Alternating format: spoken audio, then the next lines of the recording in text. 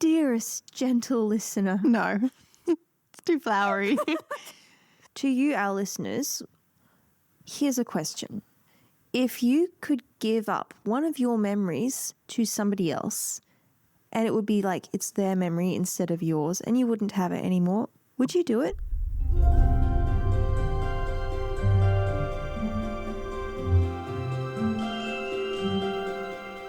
Hi, and welcome to the Literary Lamppost podcast, where we analyse books and see what we can learn from them. I'm Caitlin. I'm a math grad student, but I love English and I love analysing literature.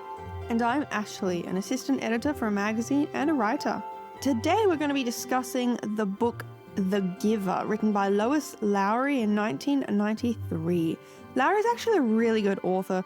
She wrote one of my childhood favourites, Number the Stars, which is a World War II historical fiction for children. That's what it was called. I remember thinking about it this week, and I remember that the title had something to do with stars. Yeah, it's so good.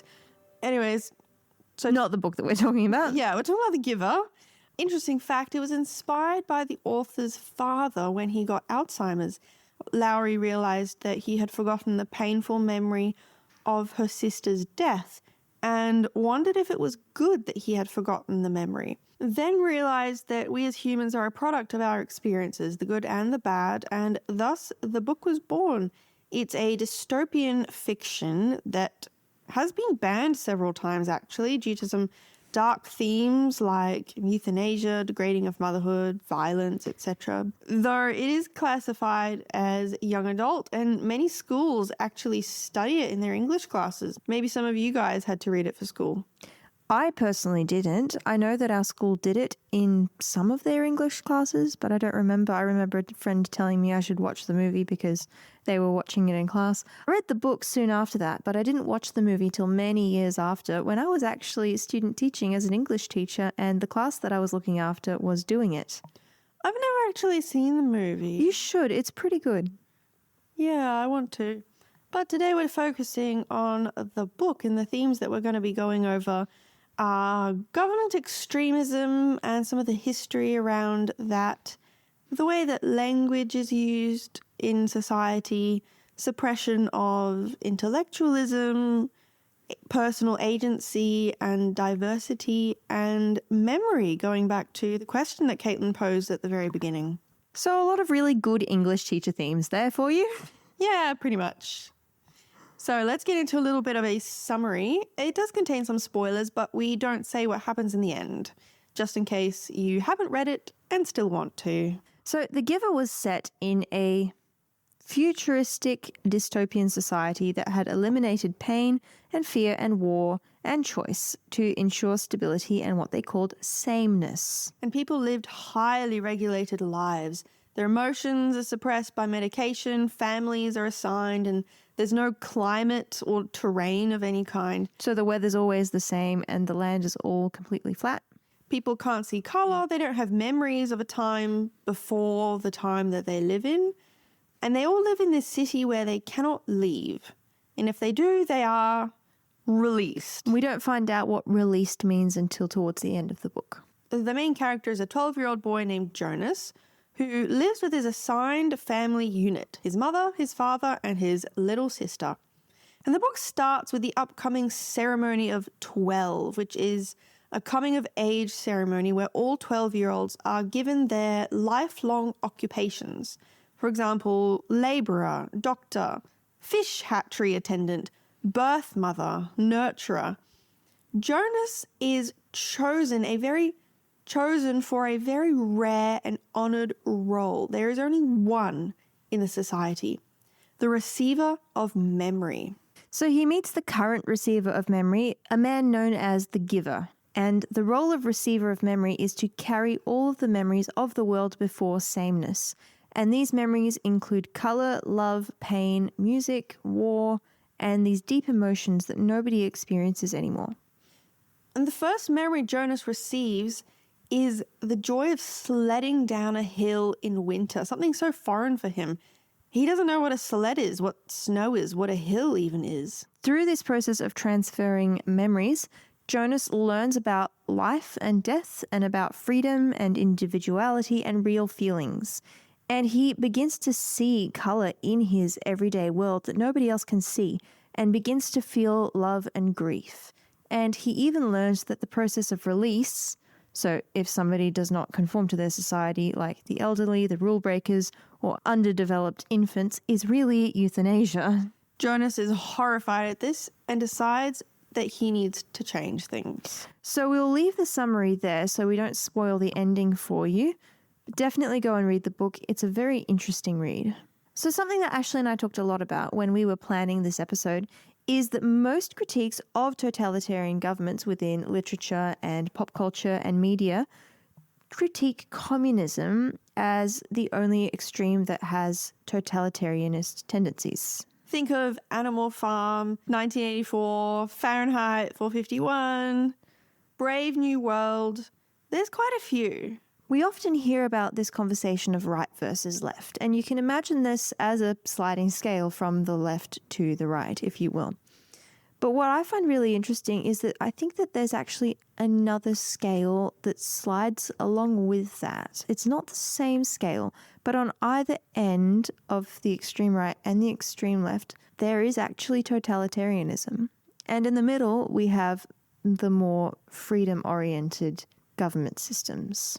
And so I think that what happened is that in the wake of communism after World War II, a lot of authors drew inspiration from that and created a whole body of literature in response to that. The Giver is written by an American author, so it reflects a lot of American attitudes and is actually part of a long-term reaction to communism that is embedded in United States culture, filtering on from the US to Western culture. But I think that it's really important that we remember that communism is not the only form which extremist government takes. And on the opposite side of communism, we find fascism. Fascism is a far-right form of government where most of the country's power is held by one ruler or a small group of people under one party.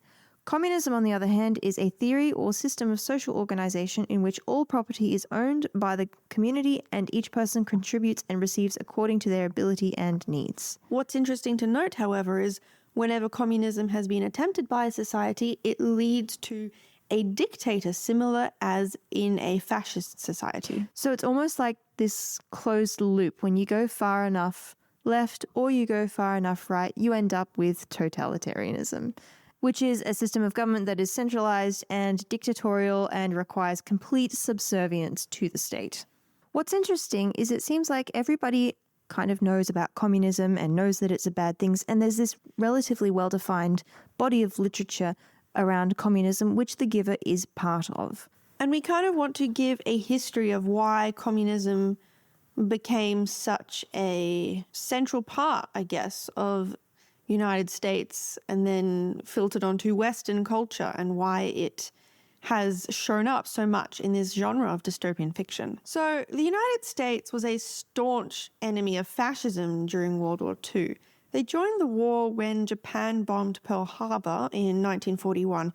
But even before that, there was concern about the Nazis and the other fascist Axis powers. And the US actually allied with the Soviet Union, which was communist at that time, out of necessity. And throughout the war within the US, a lot of anti-fascist propaganda was promoted, promoting freedom, democracy, and anti-totalitarianism as their wartime values, I guess you could say. So fascism was framed as the ultimate evil. But post-war, the US's enemy switched very quickly from the defeated fascist powers to the Soviet Union as it began exerting its influence over Eastern Europe. I'm sure you've heard about the Iron Curtain. Everything behind that was under communist power. In 1947, President Truman committed the US to being anti-communist both ideologically and militarily, hence the beginning of the Cold War. And so being anti-communist kind of became the defining feature of US identity. That's really interesting how quickly it switched, hey? Oh, it switched so quickly. And then there was this whole thing called the Red Scare, which continued on through the 40s and 50s. People were very afraid of communists, very afraid of spies. infiltrating their neighborhoods. And people who were previously anti-fascist or defined as leftist during the war were suddenly the enemy. They were seen as disloyal. A lot of people were investigated, fired, blacklisted, their careers destroyed, even though most of them were innocent. And there was a lot of fear. So the anti-fascist sentiment faded into the background and the anti-communist sentiment became the center. And as a result, we have an entire generation of people who don't know what fascism is. I remember seeing a video about how Aidan Ross, who's a really popular Gen Z YouTuber, was looking up the word fascism. He couldn't even pronounce it. Oh, goodness. My generation is sad. But anyways, while the anti-communist sentiment remains, it's kind of led to people being afraid of the term socialist, and especially in the States, being afraid of things like subsidized healthcare or education.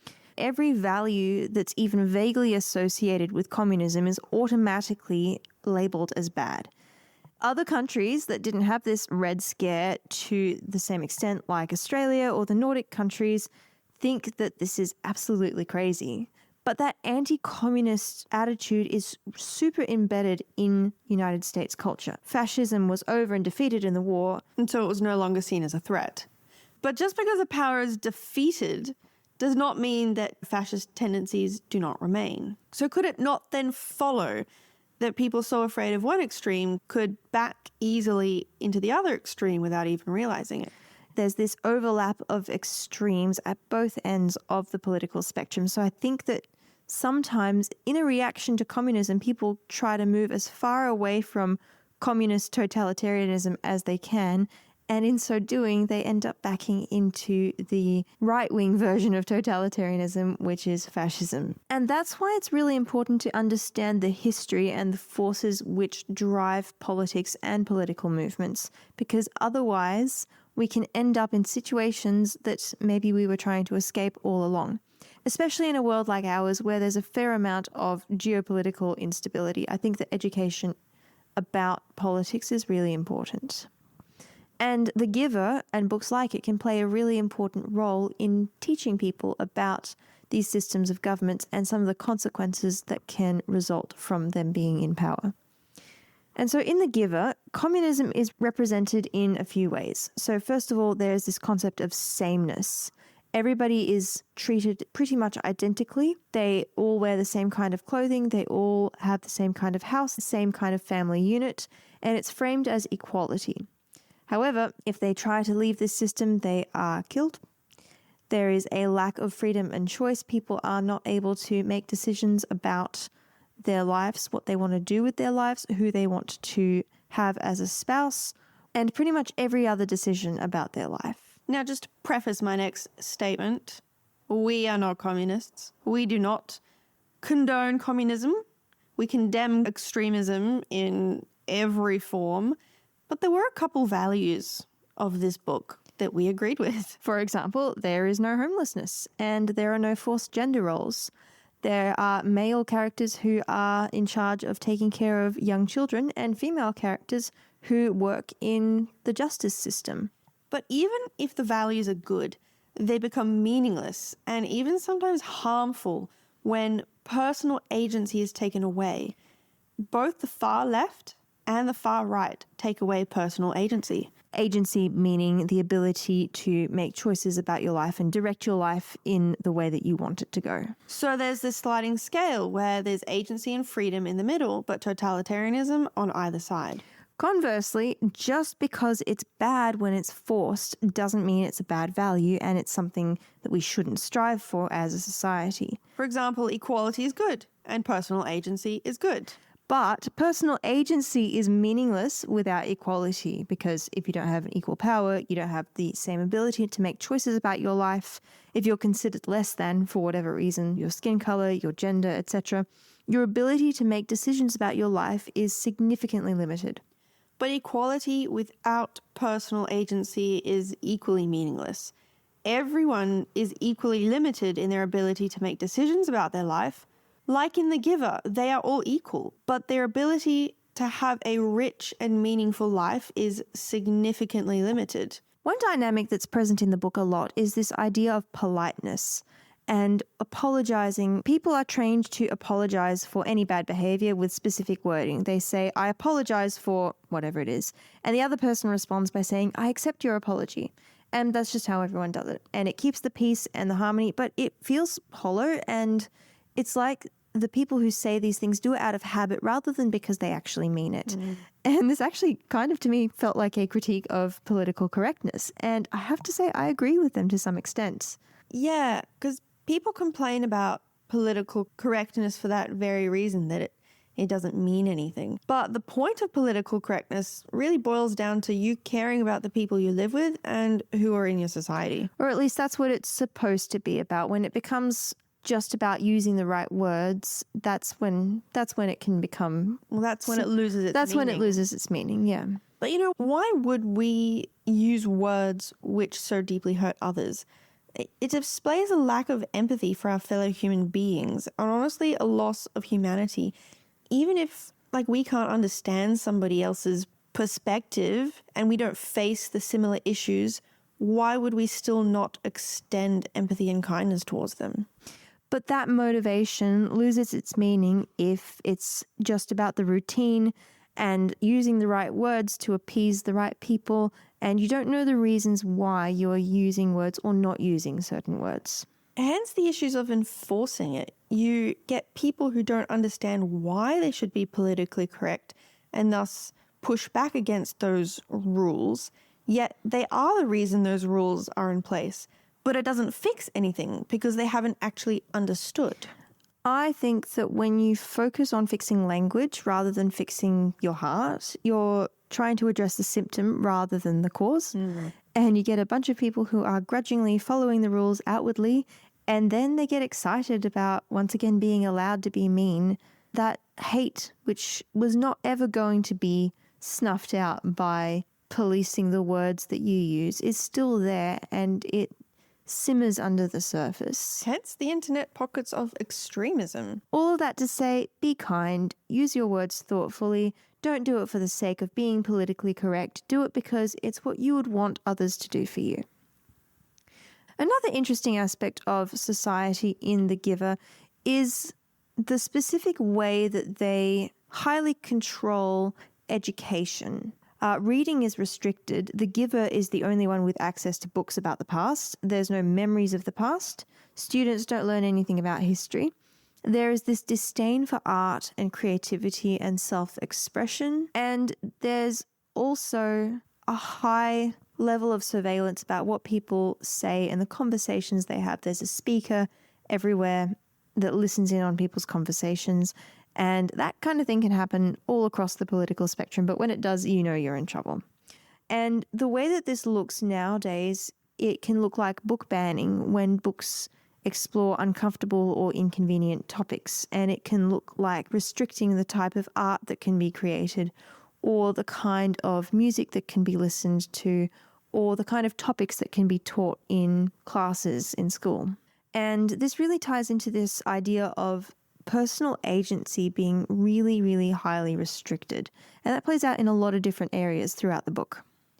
People are assigned everything in their lives. Their jobs, from age 12, they're assigned their occupation, their partners, their children, everything. They get no choice, even though to a degree it does look at their abilities and their tendencies. But it's still a decision that's made for them rather than given to them to make. And, it's great that both men and women are able to do the same jobs without reference to their gender. And other differences are kind of erased. But the problem is, at the end of the day, they didn't have any choice at all. So equality is not really equality if you don't have any agency. And within the family units, every family is exactly the same. You apply for a spouse, you apply for children. Every family has one mother, one father, one boy, and one girl. And when family units are forced to be a certain way, they lose their meaning. There's no love because it's been factory assembled. And that really makes you think about this idea that when you force family into a particular shape, one size fits all, it loses some of its meaning. Jonas's father isn't able to tell him that he loves him. And spouses don't love each other, and they separate once children have grown and they get old. And everyone's forced to take medication to suppress their romantic and sexual side. Because if they could make their own decisions about what they wanted their family to look like, it would really threaten this social order that has been established. And I guess that's the whole idea of this book. Everyone is the same. Sameness. That's not great because you lose individuality. You lose this ability to learn about other opinions and other worldviews and perspectives. You lose the richness of culture and traditions and languages. Our world is diverse. But yet, sameness shows up in our lives today. And we can see that by looking back at how certain events and art throughout history have been whitewashed, and how in government, which is supposed to represent all people, so we should see our population proportionally represented, bringing all those perspectives from all kinds of experiences and giving a voice to those who haven't historically had one, but we don't. We tend to have sameness in government, especially. And when we see it, when we see sameness represented in media or leadership, we should be able to recognize it and consider whose stories might not be being told. Like, who isn't getting a chance to tell their story? Like the question that we opened with at the beginning of this episode, the central idea here in this book is this idea of memory. There's only one person in the community who holds all of the memories of history. And I think it's really interesting that even in a society where they have done their absolute best to get rid of memory because it's uncomfortable, because they don't want to deal with it, they still recognize that it's important. There's this famous saying, those who fail to learn from history are doomed to repeat it. And I've recently seen an addition to this quote, which I think is very thought-provoking. It says, those who suppress the teaching of history intend to repeat it. And so the erasure of history is something to watch out for. When does it happen, and when might it be happening in our world at the moment? It's something to keep an eye on. Because we can't cover up the bad deeds of the past. It's important to air out, the dirty laundry of your country's history. Painful, sure, but without being able to do that, we become blind and we don't pass those lessons down to future generations, and society can easily repeat the same mistakes. We need to study history so that the atrocities are not repeated, even if that makes our country look bad. That's really important. And that's the whole point of the character of the giver, to hold these painful memories so that the population doesn't have to. But it's too much for one person, and Jonas begs that everyone be allowed to share the memories so it would be easier to bear. However, along with all those painful memories, he's also given memories of birthday parties and Christmas and colours and love. And he eventually comes to the conclusion that even though life is safer without the memories, it's better with them. Life is kind of hard. The New York Post, when the movie came out, said, is it worth giving up the experience of beauty and joy and love in order to end pain and suffering? There are many times I have wished there was such a thing as an emotional painkiller that I could take when I'm feeling really down. And then I remember that it's called alcoholism. But would it actually be a good thing to be able to erase traumatic memories? Think about some of the traumatic things that, say, children experience. Would they not be better off not remembering some of that trauma? It's an interesting question. It's something that in preparing for this episode, we actually talked a fair bit about, and we weren't able to come to a clear answer. So I don't actually know if there is a single good answer about this. We'd love to hear what you think. In The Giver, a lack of memory about the past automatically implies loss of love and emotion and colour, along with some other things. What might a parallel example in our world look like? I think there's a fair bit of room for some interesting discussion here. So those of you who have read this book, maybe if you studied it in English class, help us out here. Yeah, let us know. The other thing that this society was trying to prevent by getting rid of memories was war and preventing pain. And, I tend to think that a world with choice is potentially worth pain if we make a bad choice. But equally, our choices is what causes bad things. So the world is complicated, and we'll leave it there. You know, any system of government can so easily become corrupt no matter how good the values is founded on. C.S. Lewis has a really interesting take on this in his book Mere Christianity. He says, "That is the key to history. Terrific energy is expended. Civilizations are built up, excellent institutions devised, but each time something goes wrong. Some fatal flaw always brings the selfish and cruel people to the top, and it all slides back into misery and ruin." It's a part of the human condition. But that doesn't mean that we should just give up on those values. I think that we need to live them, and we need to promote personal agency and equality of all human beings and kindness. And on that note, thank you so much for joining us for this episode of The Literary Lamppost. Join us on Instagram and share your thoughts with us. Today we had a lot of questions for you guys. We are keen to hear from you. We will be posting a few community things this week, so keep an eye out for both our posts and our story. We'd love to hear what you think.